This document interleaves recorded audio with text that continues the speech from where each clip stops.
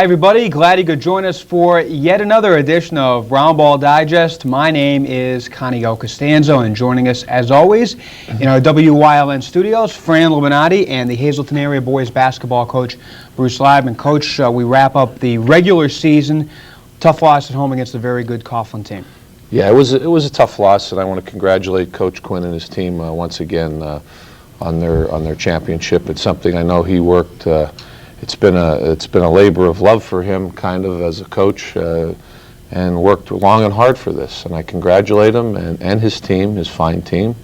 And it was a tough loss for our boys, but we're in district playoffs, and we'll bounce back.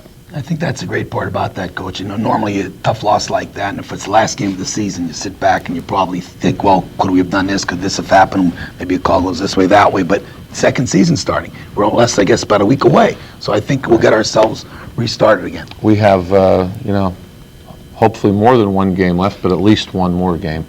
And, our kids were right there till the end. You have to give Coughlin credit. They came into the Cougar Den and did the job. Yes, they did. But, of course, the District 2 playoffs are right around the corner. We're going to talk about the District 2 playoffs and also show you some highlights from last Tuesday night's Coughlin-Hazleton area game. More here on Roundball Digest after this.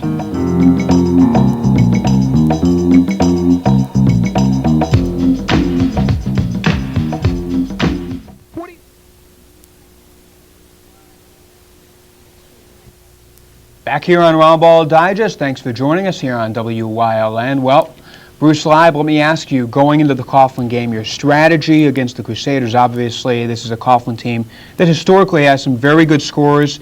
Scott Knapp, Corey Roman, McLaughlin, John Boylan. Defensively going into the game, what was your strategy up against these three fine players? Well, we felt very good going into the game, but we knew we had to contain, you're not going to control the kid, but contain John Boylan. He's just the premier point guard in the league, second year in a row, there's no question. Also, Scott Knapp, Corey, and Roman McLaughlin, we knew they were good players. We couldn't leave McLaughlin open. He got open a couple of times. To his credit, he knocked them down. I think the kid that really did the job for them was Knapp Corey. Not only was scoring, but rebounding, passing. He pushed the ball up the floor. You know Boylan's going to do those things, but if there was an MVP there for them that night, again, Boylan is probably the best player in the league, but Scott Knapp Corey, I would think, would have been their MVP. He did so much for the team that night. So the things we tried to do to stop him, we weren't as successful as we would have liked to have been. Mm-hmm. I really think at the balance, Coach, and look at that, again, it might be among the top 15 scorers, but I really think as players, they're probably 3 of the 10 best players in the league on that team. Yeah, well, again, when you leave McLaughlin open, he's going to hit the shots. We didn't do a very good job of that at times, and Knapp Corey was a little bit more aggressive, taking the ball to the hole, rebounding. He might have blocked a shot or two. He was dribbling around at the end. He's not the greatest ball handler, but he's their best foul shooter, and we knew that. And we ended up having to foul him, which was good strategy by Coach Quinn. We knew he was their best foul shooter. He is not. He's, I'm sure, percentage-wise, 5 to 10 points higher than John Boylan. Mm-hmm. Let me ask you, what did they do specifically against you that enabled them to get the win? Well, that's an interesting question, because if you look at the stats, and sometimes they're deceiving, we shot for a higher percentage. We out-rebounded them, but we turned the ball over. I mean, we had 9 walks, which is very uncharacteristic for our team. 9 walks.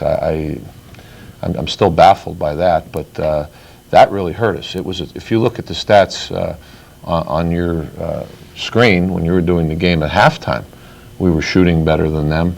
They did shoot more free throws, but again, they were ahead in the game, and we had more turnovers. There's the game right there, in a nutshell. Mm-hmm. Well, let me ask you about the first period, because in the first period, boy, you guys were clicking. It just seemed like offensively you were running a little bit with them. Second period, what adjustments did Coughlin make defensively that maybe your team was not able to click as well in the first period and the second? Well, I think that's when we started getting some key turnovers and not taking care of the ball. Mm-hmm. And I don't know that they really made any adjustments. They did just what we thought they would do, and we probably did what they thought we would do also. But one of the things, I'll give credit, John did go triangle and 2, and he tried to move it around on a couple different guys, but we were prepared for that. I mean, triangle and 2, we have pretty good shoot. Bobby Bryan at times was guarded, but it was mainly, it would be Matt Tucker one time and Michael Barletta. Next time it would be maybe Mariano and Barletta. Bobby Bryan can shoot the ball. I mean, as John said it, he said we had to take care of Tucker and Barletta, but you leave Bryan open. He's our best outside shooter percentage-wise. By far, it's not even close. It almost took on a different look. It seems like over the years, because we've said before, they're extremely well coached and they're a great team. But it seems like Hazleton always knew what to do near the end to win the games. They used to start more quickly, it seemed like, and then adjustments were made. And close game near the end, we'd make our fouls, didn't have any turnovers, and usually would come up on a victory. As Conio said, we started real sharp.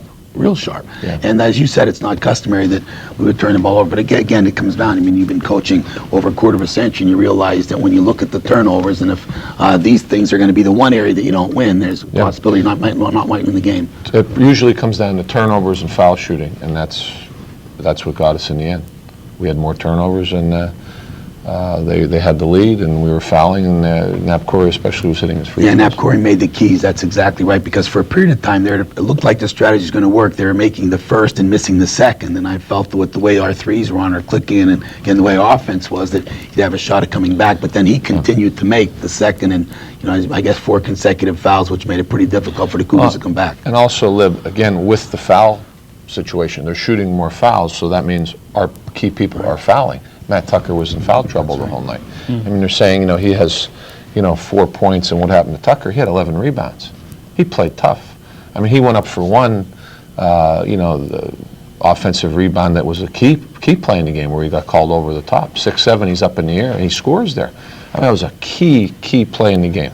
And picked up his, I think, 4th foul there, and then eventually fouled out. Well, let's take a look at some of the first half highlights. And again, this game you saw live and exclusively here on WYLN. I'm not sure. It looked like McLaughlin in the lane. I think that was the first bucket. Yeah, he drove down and hit the shot. There's a pass to Bobby Bryan. I see some great things from him in the coming years. Just a freshman, and really a fine player. Matt Tucker from the corner. Probably an ill-advised shot, but Matt could hit that. Beautiful steal by Michael Barletta. Again, there's a gutty kid, as gutty as they come.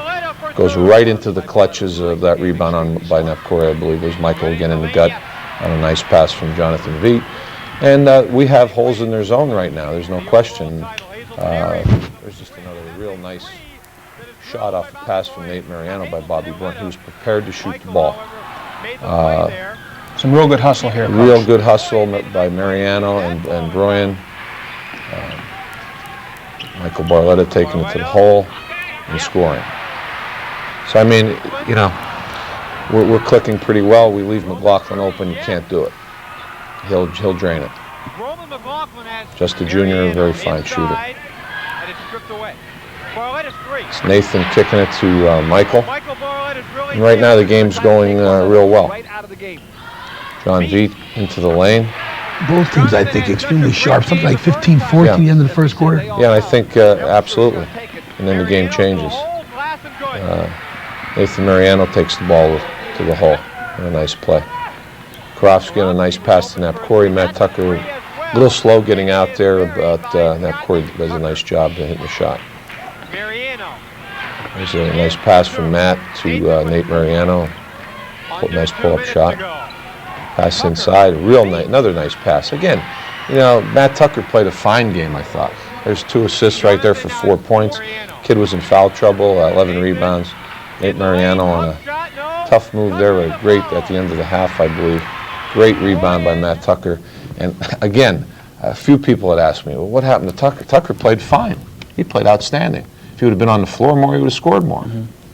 Well, guys, we have to take a break, but we promise that we will return, and we will also have second half highlights of the Coughlin-Hazleton area game, as well as a little bit of a discussion on the District 2 playoffs that are coming up next Thursday and Friday. More when we come back.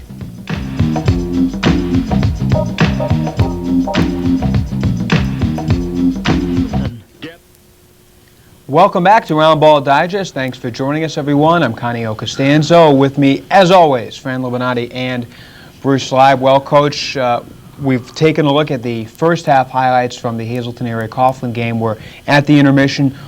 What are you talking to your team about at the intermission? Well, I think we're in good shape. I'm telling them that it's a good basketball game right now, and keep your heads in it, play with poise. Try not to make a silly foul and so forth. We know what we want to do. We have 3 defenses we're going to throw at them, and we're in good shape. I mean, we have a kid I think with 2 fouls, and we're ready to go. Kids are pumped.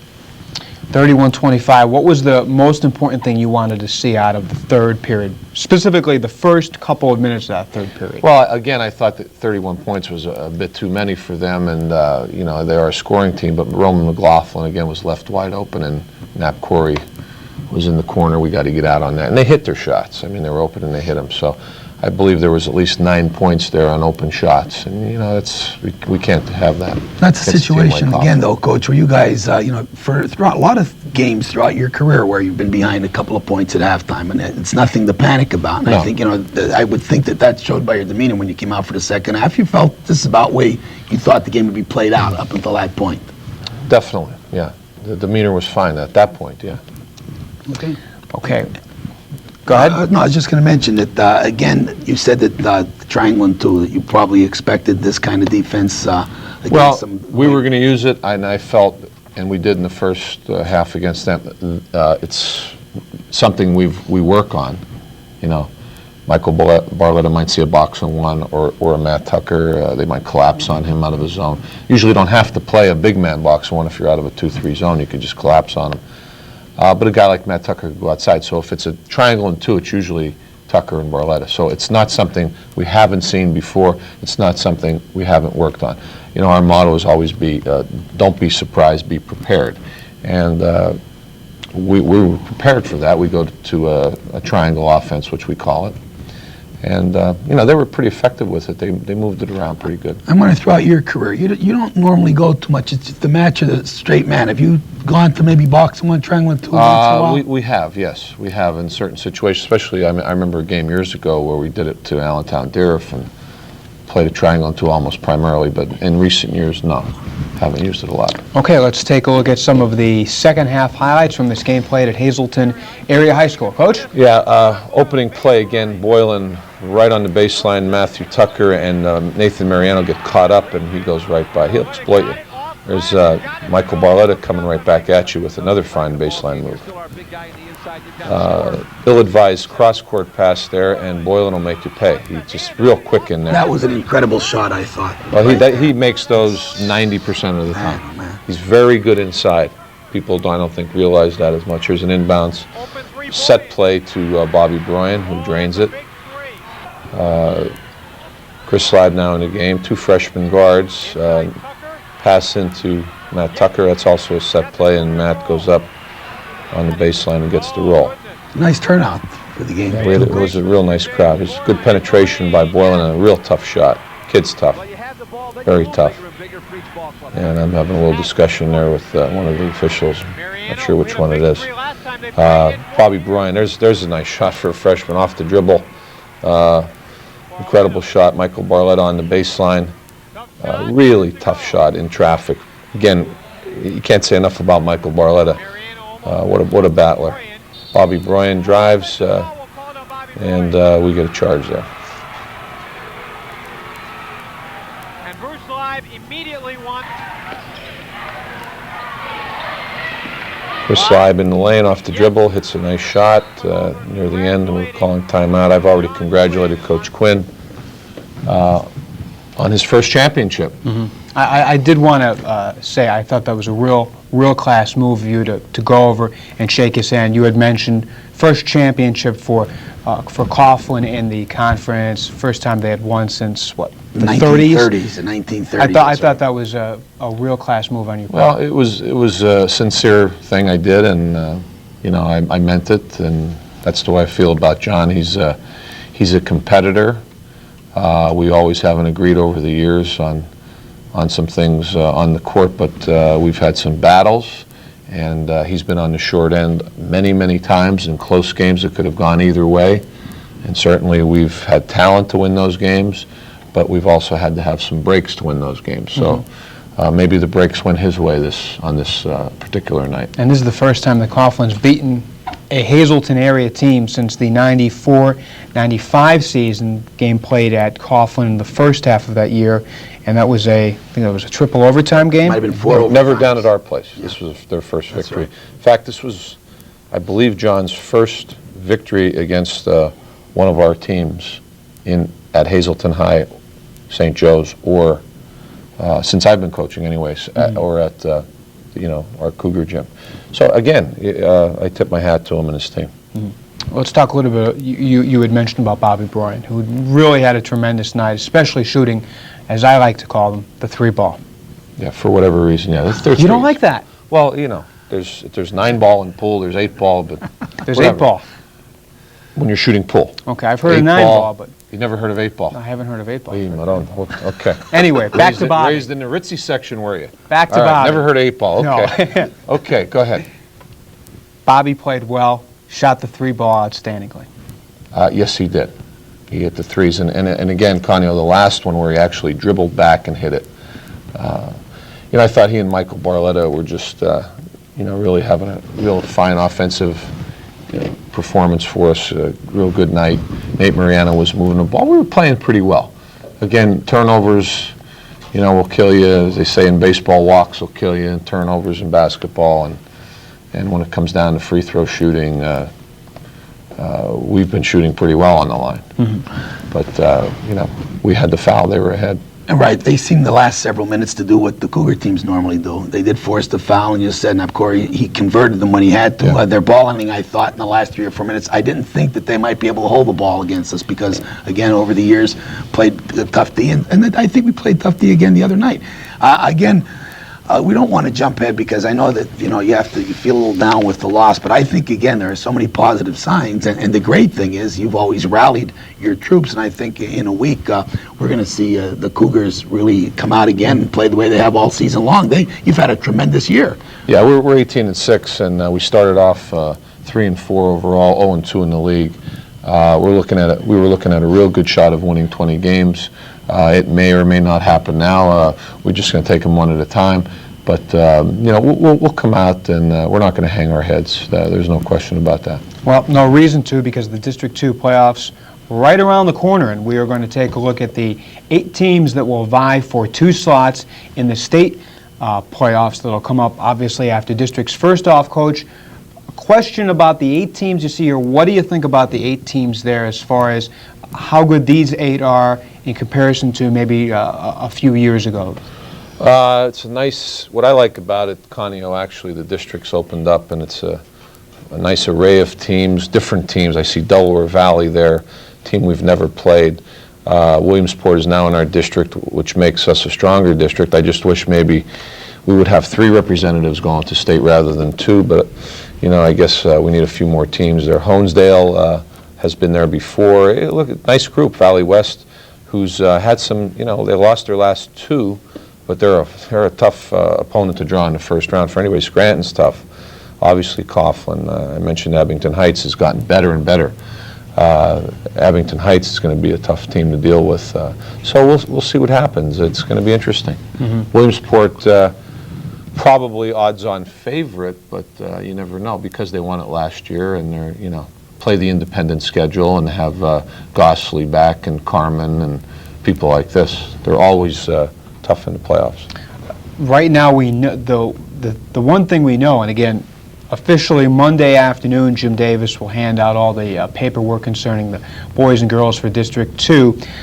We know that Coughlin's the number 1 seed, and right now the Crusaders would play either Honesdale or Valley West, which I think would be a really intriguing matchup when you have Valley West and Coughlin playing again, and these are 2 outstanding teams. It would be intriguing, but I think it would be unfortunate for both teams. It would be nice. There's 8 teams there. It's almost if we can match up and play somebody different, really, and it doesn't matter who that would be. And I'm sincere about that. When you have to play a team 3 and 4 times, and it happens, again, with our leagues and district, but it would be. I think John would prefer playing Honesdale, not to speak for him, rather than Valley West, because they've played them twice already. And, I don't know that much about Honesdale yet, believe me. I will, but I don't. So I don't know how good they are or how, what their weaknesses are. But I think, I know for myself, I would rather play somebody I haven't played. And that would include any of the teams in our league. And that would include Williamsport over Valley West. And people might, of course, Valley West beat us twice, so if we had to play Williamsport, I'd take that, I think. I'll pull a Coach live. I don't know much about seeding and never was much of a planter, farmer. It's supposed to be a little funny. I'm glad you picked it up, Coach. I did. But I agree with that. I realize that, again, the individuals in the district would say, well, Lebanati, you're trying to make things relatively simple. I agree with what Coach said, and I really think in the first round you shouldn't play anybody that was in your division or your conference. Now, I know they can give all kinds of arguments against that. Brings up a great point. I could understand second or third round, of course, but it doesn't make a great deal of sense, and especially when you start looking at what the competition is you played in your league. I think you could come up with that, where they would be in opposite brackets, at least for the first, first round. The only thing there is, and again, I'm not downing the seeding because you have to seed teams. Okay, what I'm saying is it's unfortunate when you do have to play somebody. Right. So I would agree with Lib, but they do have to seed teams by record. I don't know of another way to do it. I mean, you can't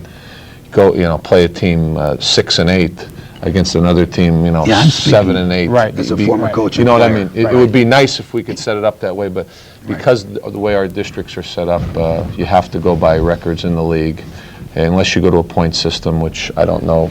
I don't know if that works, really too well. Well, guys, we have to take a break. When we come back, we'll have more. Wrap this edition of Roundball Digest up after this. And Dr. Michael Weiss. And we are ready to wrap up this edition of Roundball Digest. Can't believe how quickly the regular season has gone. Districts were right around the corner, guys. Time flies when you're having fun, Yes. Ponyo. Yeah, that's something like that, yeah. Something like that. Well, that's going to just about do it for us. Thank you for joining us here on Roundball Digest. For Fran Libanati and Bruce Leib, I'm Connie Costanzo. Thanks for joining us, and of course, enjoy the playoffs. We'll talk to you next time. So long.